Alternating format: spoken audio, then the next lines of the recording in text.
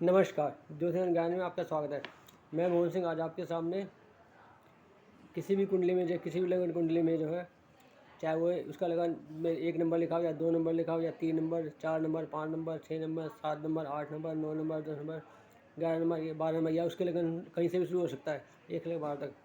तो उससे जो है आपके जो है भाव से विचार किया जाएगा।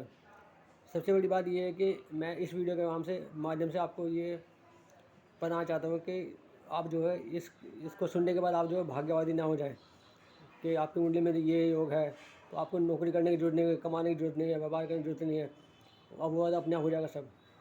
तो शुरू करते हैं। आज का जो विषय है वो ससुराल से धन प्राप्ति के योग। कुछ जो ज्योतिष में कुछ योग ऐसे हैं जो है ससुराल धन प्राप्ति के, तो वो देखे जाते हैं। तो उसके लिए जो है किसी भी जो है पुरुष की जो है लगन कुंडली में जो है शुक्र ग्रह का बलवान होना जरूरी होता है। यदि किसी भी पुरुष की कुंडली में शुक्र ग्रह बलवान होगा, क्योंकि शुक्र ग्रह जो है विवाह का कारक माना जाता है, और विवाह के जो भाव जो है लगन कुंडली में जो है वो द्वितीय स्थान देखा जाता है और सप्तम स्थान देखा जाता है। तो ये जो है ससुराल पक्ष से संबंधित होते हैं।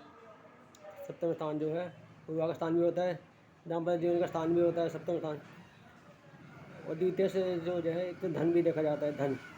तो किसी भी जो व्यक्ति की कुंडली में जो है द्वितीय भाव और सप्तम भाव, यदि द्वितीय भाव सर्वग्रह बैठा हो और सप्तम भाव भी जो अपने भाव में सर्वग्रह बैठा हो तो उसको जो ससुराल के पक्ष से जो अच्छा धन प्राप्त होता है शादी के बाद जो है। यदि द्वितीय भाव और सप्तम भाव की युति हो कुंडली में किसी भी भाव में 6, 8, 12 भाव को छोड़ करके, तब भी जो है ससुराल पक्ष से धन की प्राप्ति होती है। यदि द्वितीय भाव और सप्तम भाव उच्च के बैठे हों या सर्वग्रही हों और एक दूसरे देख रहे हों, तब भी जो है ससुराल पक्ष से धन की प्राप्ति होती है।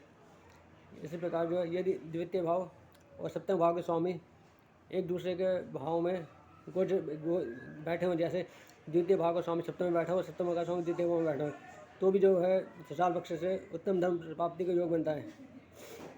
अब बात करते हैं यहाँ पे जो है चतुर्भाव की, क्योंकि चतुर्भाव भी जो है एक तरह से जो है प्रॉपर्टी का भाव माना जाता है, क्योंकि हमारे माता का स्थान होता है।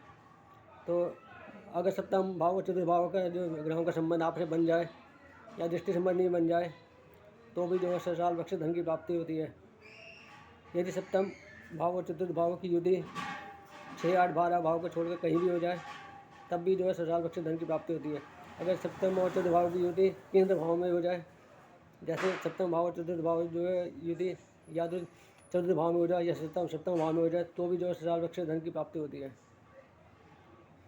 अब बात करते हैं यहाँ पे जो है नवम भाव से। आपके जो नवम भाव जो है भाग्य भाव देखा जाता है। नवम भाव से जो हमारे भाग्य का होता है, जो पूर्व अर्जित जो है कर्म, उनका फल जो मिलता है हमें इसी भाव से मिलता है। तो यहाँ पर हम जो है सप्तम भाव का और जो नवम भाव के स्वामी जो है अपने मेरे घर में सर्वग्रह बैठे हों, तब भी जो है ससुराल पक्ष से धन की प्राप्ति होती है। या सप्तम भाव और नवम भाव के स्वामी में जो दृष्टि संबंध हो या इन दोनों की युति हो, सप्तम भाव नवम भाव के स्वामी की युति हो सप्तम भाव में, नवम भाव में या कहीं भी युति हो, और इन पर शुक्र की ग्रह की दृष्टि पड़ रही हो, तो भी जो है ससुराल पक्ष से धन की प्राप्ति होती है। इसी प्रकार यदि जो है सप्तम भाव और नवम भाव और एकादश भाव आपस में कनेक्टेड हो, एक साथ इनके भाव के जो स्वामी ग्रह एक साथ बैठे हों या आपस में दृष्टि संबंध बना रहे हों, तब भी जो है विवाह के उपरांत जो है ससुराल पक्ष से धन की प्राप्ति होती है। इस प्रकार जो है यदि जो है चतुर्थ भाव के स्वामी, सप्तम भाव के स्वामी और नवम भाव के स्वामी भी तीनों युति कर रहे हो, तब भी जो है इनके जो है ससुराल धन प्राप्ति का योग बनता है।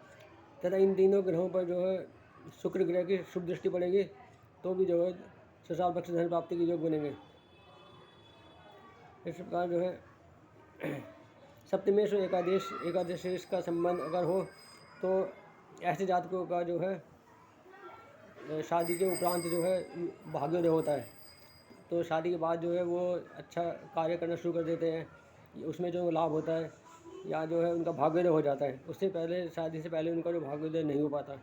इस प्रकार सप्तम भाव के स्वामी और एकादश के स्वामी की कहीं भी युति हो, तो वह जो है 6 8 12 भाव के स्वामी के घर में 6 8 12 भाव के स्वामी में जो छोड़ करके सप्तम और 11वें भाव के स्वामी की युति हो तो जो विवाह प्रबंधन भाग्योदय होता है और जो है उसको जो धन की प्राप्ति होती है।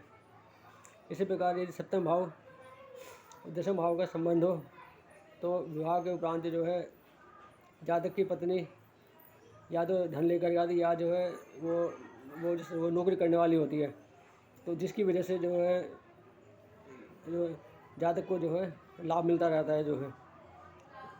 इस प्रकार जो है बहुत योग तो बहुत सारे होते हैं, पर जो है मैं कुछ गिने चुने योगी मैंने आपको बताए जो है सचाल पक्ष धन प्राप्ति की योग जो मानी जाती है, जो सही मानी जाती है जो। इसी प्रकार यदि आपको मेरा वीडियो पसंद है लाइक करें, कमेंट करें, शेयर करें, सब्सक्राइब करें, जिससे आपका मेरा वीडियो जल्द से जल्द पहुँच जाए। नमस्कार।